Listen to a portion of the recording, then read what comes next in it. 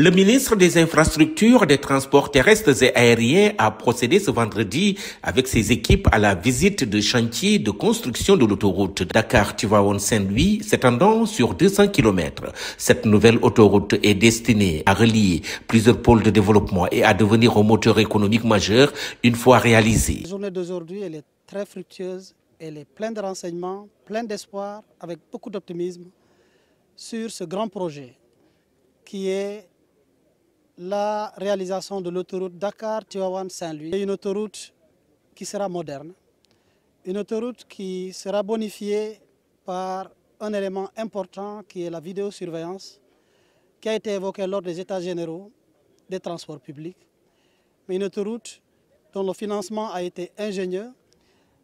La division par l'eau permet l'accélération des travaux avec beaucoup d'entreprises impliquées. 8 départements traversés, avec à minima 4 pôles.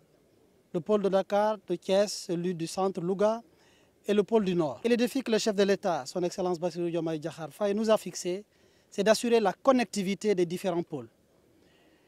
Et le pôle de Saint-Louis, le pôle du Nord, est éminemment stratégique, ainsi que les pôles traversés. Stratégique par la découverte du pétrole, comme vous le savez tous, la découverte surtout des gisements gaziers. Le ministre Yankhoba Diémé a examiné de près les détails techniques du projet présenté par les ingénieurs de l'Agence des travaux et de gestion des routes sur le terrain.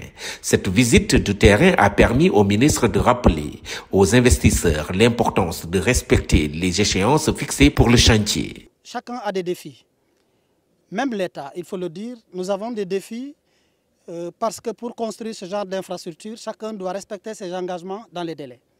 L'État a sa part, parce qu'il faut rappeler, quels que soient les investisseurs qui sont en jeu, c'est un chantier de l'État. Et tout le monde est appelé à contribution. Le ministre a également profité de cette occasion pour encourager les entreprises impliquées dans le projet à mettre en avant une approche responsable envers les populations à travers la responsabilité sociétale des entreprises. Oui, ils ne sont pas des philanthropes, ils sont là pour la recherche du bénéfice, mais il faut qu'on sache que c'est l'argent du contribuable in fine qui leur permet d'avoir du bénéfice.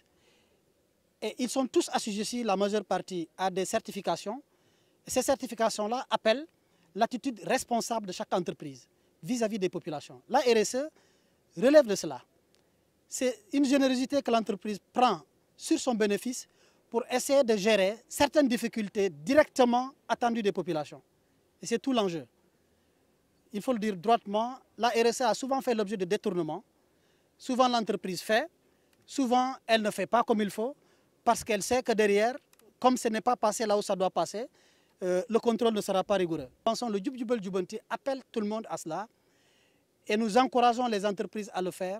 Et nous pensons que dans les prochaines dispositions, plus vous faites dans la RSE, mieux vous serez coté, y compris par ceux qui attribuent les marchés. Yankhoba Diémé, ministre des Infrastructures, des Transports terrestres et aériens, a jugé le niveau d'avancement des travaux acceptable, tout en soulignant l'importance cruciale de cette nouvelle infrastructure dans le développement économique, notamment dans les secteurs miniers, agricoles, halieutiques et touristiques.